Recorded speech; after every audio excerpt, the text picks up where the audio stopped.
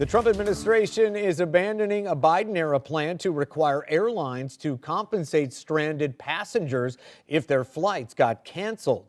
NBC's Tom Costello has more from Washington, D.C. Yeah, good day. So in December, the Biden administration proposed a new rule that would have required the airlines to compensate passengers if their flights were significantly delayed, 3 hours or more. And that compensation could actually go all the way up to like $775, depending on the length of the delay.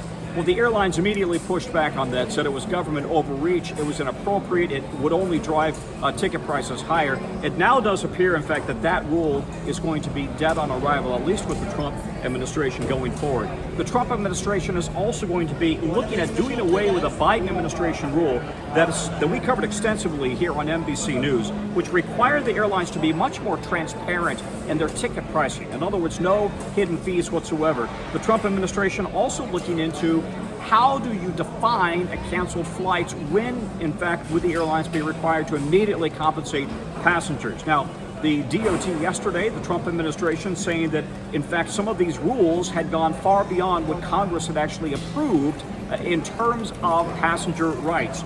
Most airlines, by the way, already compensate passengers for their meals and for hotels if flights are significantly delayed or canceled. But now that definition may in fact be up for discussion, at least at the DOT.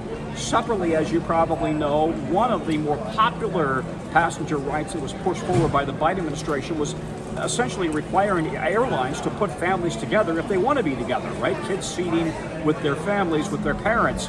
The airlines never liked that because very often it required them to give up more expensive seats to a family. So now that's going to be at least looked at the moment still intact.